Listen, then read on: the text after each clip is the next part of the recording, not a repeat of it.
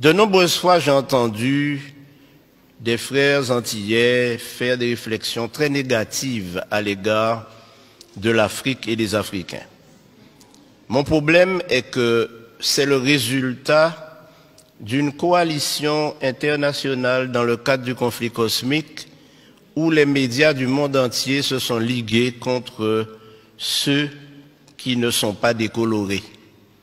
Car en réalité, vous découvrirez à travers l'étude, malheureusement le temps m'est compté, de sorte que je vais faire des raccourcis, mais je veux faire 3 déclarations qui vont vous pousser à réfléchir et peut-être à sonder les Écritures davantage.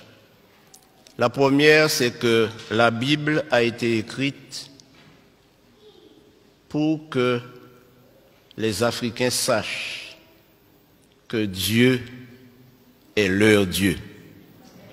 La deuxième chose que je vais dire, c'est que le peuple d'Israël est un peuple noir.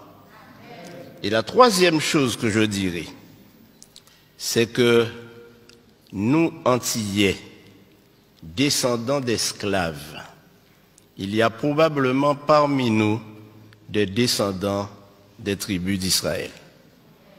Alors plusieurs fois nous avons dit, mais c'était pour les Juifs. Nous ne sommes pas Juifs. Nous ne sommes pas Israélites. Je fais la différence entre Israélites et Israéliens. Et qui sommes-nous? Et volontiers, nous nous décrivons comme des païens ou des païens convertis. Mais attention. Pour répondre à toutes les questions que j'ai soulevées, et ne m'en veuillez pas, il faut commencer par répondre à une première question.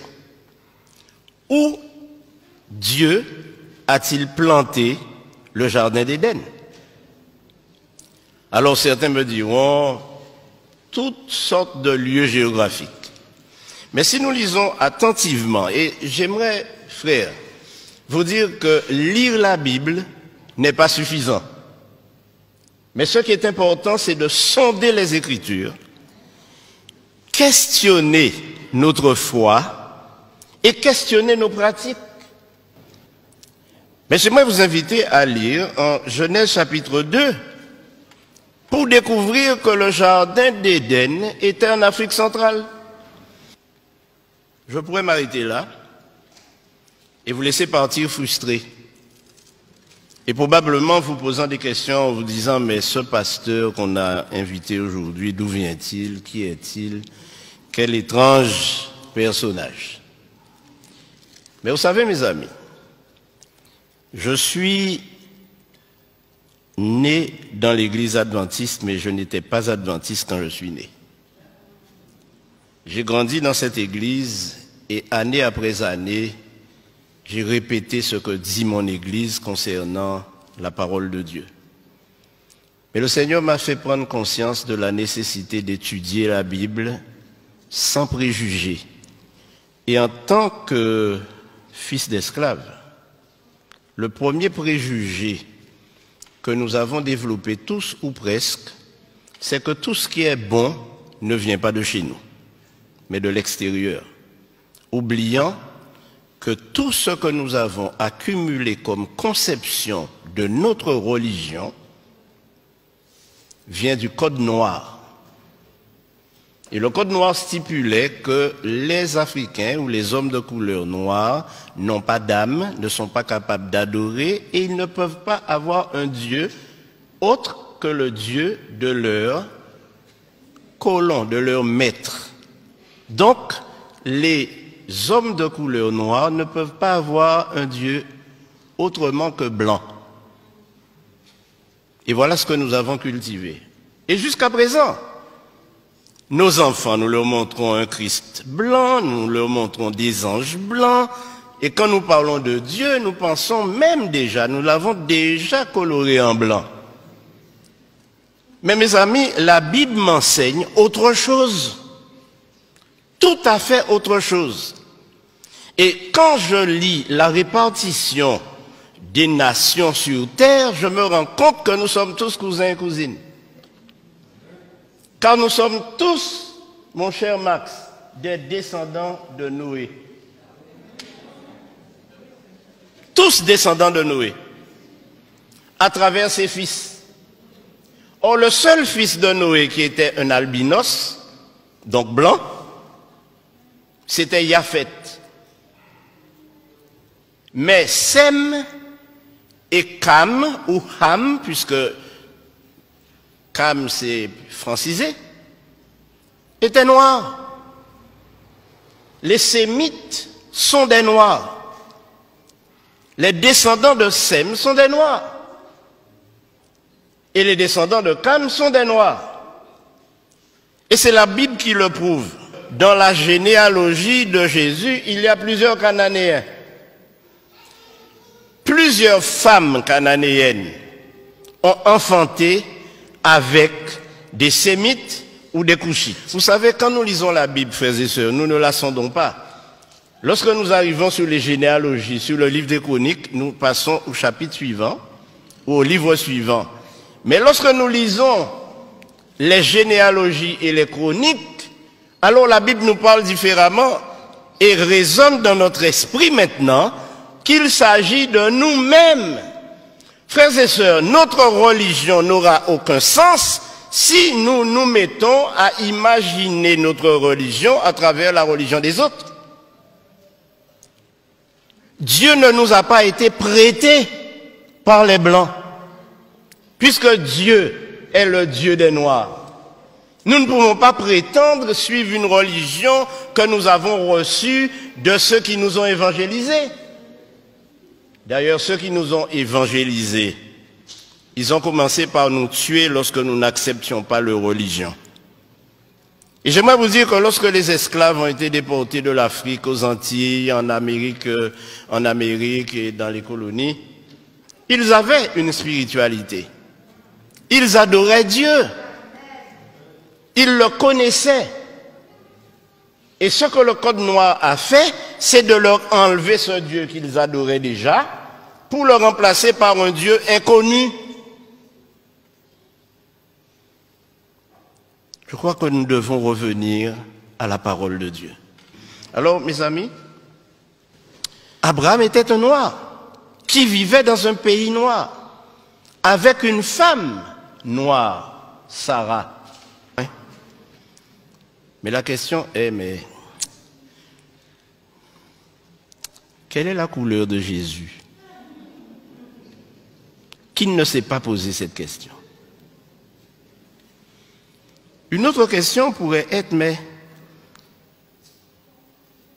quelle est la couleur de Dieu lui-même? Bon, je vous dirai, la couleur de Dieu, pour mettre tout le monde d'accord, c'est arc-en-ciel. Parce que la Bible nous dit que personne ne l'a jamais vu, mais lorsqu'on regarde son trône, le trône est entouré d'un arc-en-ciel. Donc on va dire que la couleur de Dieu, c'est arc-en-ciel. Mais j'aimerais vous dire, mes amis, que les choses ne sont pas aussi faciles. Dans le Nouveau Testament, nous trouvons plusieurs Africains. L'eunuque, par exemple, il était de quelle nationalité? Il était éthiopien. Donc il venait du pays de Couche. Maintenant, quel est le plus grand et plus célèbre Africain que nous connaissons? Le plus grand et plus célèbre, plus fameux Africain que je connaisse, c'est Moïse, né en Égypte. Il est né en Égypte. C'est un Africain, Moïse. Un Africain noir. Beaucoup de personnes s'imaginent Moïse à travers le film de Cécile B. DeMille, un vieux blanc, à tête blonde, à cheveux blancs et barbe blanche. Non! Et la raison est simple, mes amis. Moïse a été élevé à la cour de Pharaon pour succéder au Pharaon. Or, nous savons aujourd'hui, et le monde scientifique, les historiens, les théologiens savent que les Égyptiens étaient des Noirs et les pharaons étaient noirs. Alors, Moïse était le plus grand noir célèbre que l'on connaisse. Et ceci a été prouvé par le plus grand savant du XXe siècle africain, qui s'appelle Cheikh Anta Diop et qui a déterminé par ses études et prouvé au monde scientifique que la civilisation égyptienne et noire est la première civilisation du monde. Et aujourd'hui, quand nous parlons, nous disons que l'Afrique est le berceau de l'humanité, n'est-ce pas? Et si le berceau de l'humanité est en Afrique, ça signifie que Dieu a créé Adam et Ève en Afrique. Et quand nous disons que l'Afrique est le berceau de l'humanité, nous oublions malheureusement que l'Afrique a été à l'origine de toutes les sciences, de toutes les connaissances, à l'origine de tout ce que nous avons dans cette civilisation occidentale européenne, mais qui a été détruit lors des conquêtes, et on a cassé les nez de toutes les statues égyptiennes pour qu'on ne voit pas le caractère négroïde. Ainsi donc, mes amis, ne nous laissons pas embarquer, mais puissions-nous cultiver une religion authentique. Mais mes amis, il y a deux généalogies de Jésus dans la Bible. Une en Matthieu 1er et l'autre en Luc 3.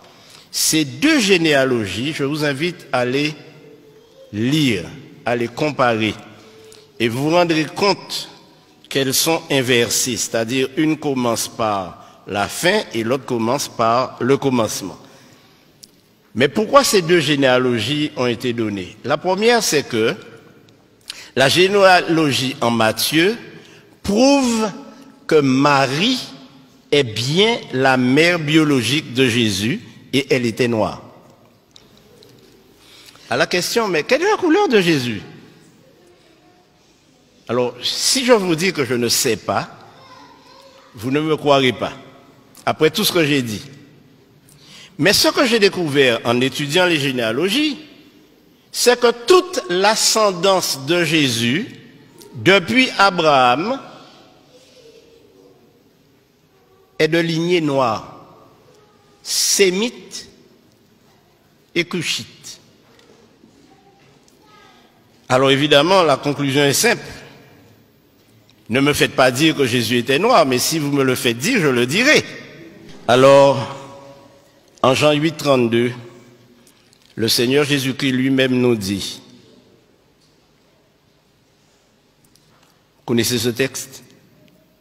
Vous connaîtrez la vérité et la vérité vous affranchira. Ce dont nous avons besoin aujourd'hui, frères et sœurs, c'est d'être affranchis de tous les concepts, de toutes les idées, de toutes les philosophies que nous entendons dans les sermons, que nous entendons dans les études, que nous entendons des gens afficher et affirmer. La Bible nous dit que le peuple noir n'est pas maudit, que le peuple noir fait l'objet de l'attention de Dieu, parce que Dieu s'est adressé à des noirs. Donc, ce qu'il faut retenir, c'est que tous ces concepts que nous avons développés et qui font de nous des personnes complètement complexées, lorsque nous sommes dans un milieu où nous ne retrouvons pas les couleurs auxquelles nous sommes habitués, nous sommes complexés, nous avons l'impression d'être inférieurs. Nous ne sommes pas inférieurs devant Dieu. Au contraire, nous sommes des enfants d'Israël. Il y a de cela 2 ans, j'étais au Ghana. J'étais à Kumasi, au Ghana.